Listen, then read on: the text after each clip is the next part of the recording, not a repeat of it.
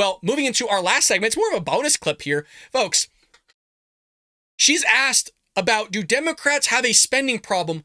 Hear her response. It's the clearest response she ever gave. The problem is, it's also the most asinine response she's ever given.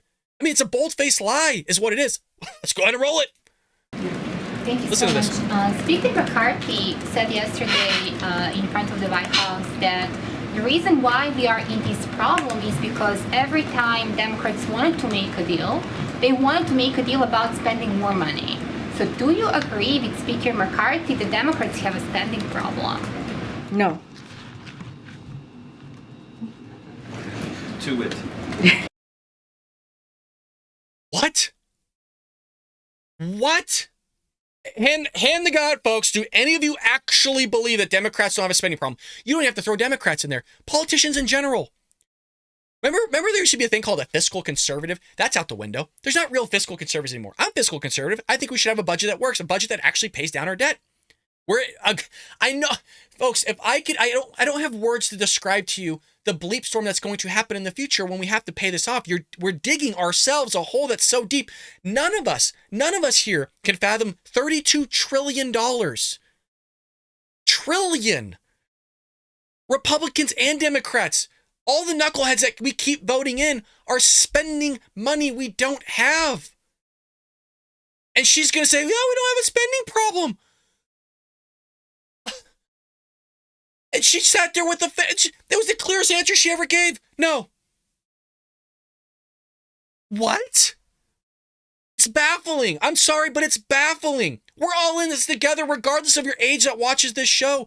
If you're 17, 18, 19, we're all a part of this. We all have to pay this money back.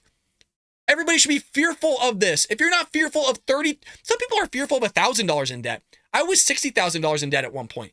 It felt like a weight on my shoulders, on my chest. And once I paid it off rather quickly, but I paid it off, I had that relief off my chest.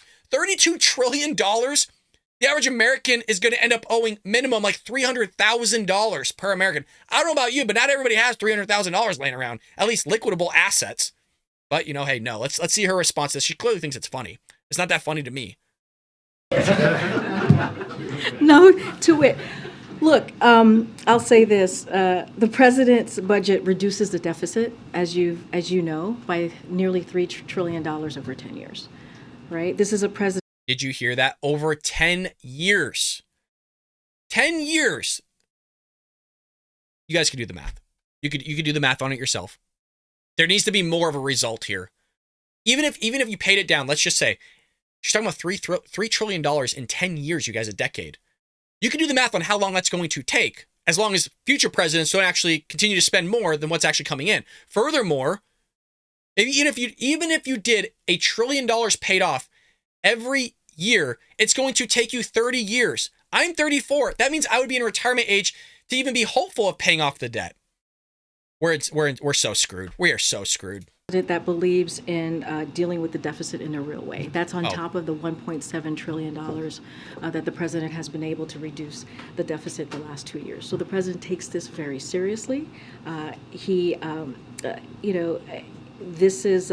proposed reducing the deficit by eliminating tax breaks for carried interest loopholes, retirement for wealthy real estate investors, and cryptocurrency.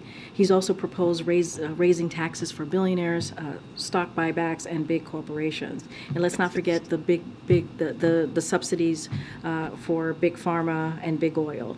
For big oil, it costs about $30 billion. For big pharma, it's about $200 billion. That's what it will save if we were able to cut those wasteful spending on subsidies. So the president has laid this out. He's been very clear. Just look at his budget from March 9th. He's laid out how we can cut spending on behalf of the American people and American families. And that is on top of what he's been able to do the last 2 years, $1.7 trillion. Now, more recently, he also talked about doing an She says 1.7. Joe Biden says 1.7 trillion, but also says 1.7 billion. Folks, these are phony baloney numbers, okay? Phony baloney numbers. additional $1 trillion on top of the $3 trillion that he proposed in March 9th in his budget. So he's taking this very seriously. Oh yeah, he's taking it very seriously. But yeah, he's been supposedly negotiating on this stuff and taking it seriously for 5 months. You know what also they've been saying that they've been taking seriously for literally since Joe Biden entered in office on day one was the border crisis. Nothing's been done with that. If anything, Joe Biden actually broke records. So whenever, I've always said this, whenever you hear the Biden administration, the White House stand on that podium and say they're taking something seriously, they are not taking it seriously. And that is echoed by the Republican Party, that is echoed by some Democrats, and that's also echoed by the people that they're negotiating with, called Kevin McCarthy, saying, yeah, we're actually not clear, which follows up with what she's saying here in the White House press briefing by saying, yeah, we're actually not willing to negotiate on this. The president's not going to budge. We think there should be no conditions. So if there's no conditions, then there's no negotiation, because you can't have a negotiation if there's no conditions. But, you know, hey, Joe Biden's going to resolve all this, you guys. He figured it out. He's going to figure out $3 trillion in 10 years, in the whole decade. Joe Biden's not even going to be around in 10 years. I hate to say it, but it's probably true. He's not going to be around. And if he is, he's going to be a vegetable. Let me know what you think about this, you guys. Do you think they're going to figure it out in 9 days? Because the other conversation that wasn't, I didn't throw this in the White House press briefing, was utilizing the 14th Amendment. Now, the issue with the 14th Amendment is, even if, because the Republicans tried to potentially utilize this as well, the Democrats tried to utilize it as well. I did some research on it. It's very loosey-goosey if it's actually allowed. Based on if you're a constitutional advocate in terms of, you know, actual writings, very similar to Scalia, I would say that the president could not utilize the 14th Amendment. That's just based on when it was implemented and utilizing it. But there is a conversation in modern day to maybe have the president utilize it as a checks and balances. But the issue with more of Joe Biden is there's not enough time, because it's going to get held up in the courts. So we're looking at like a week here. I think it's a little bit too late to be able to utilize it. But who knows what's going to happen? Do you think they're going to be able to figure it out? That's the question of the day. Do you think they're going to be able to figure it out? And if they're going to figure it out, who do you think the blame's going to be on if they don't? Do you think the blame's going to be on Joe Biden or the GOP? Because I'm leaning more towards Joe Biden, because we need to figure this out, you guys. We can't keep putting everything on a credit card here. So I hope you enjoyed that clip from the Bald Brad Show. If you did, make sure to hit that subscribe button so you can stay up to date on all our future content.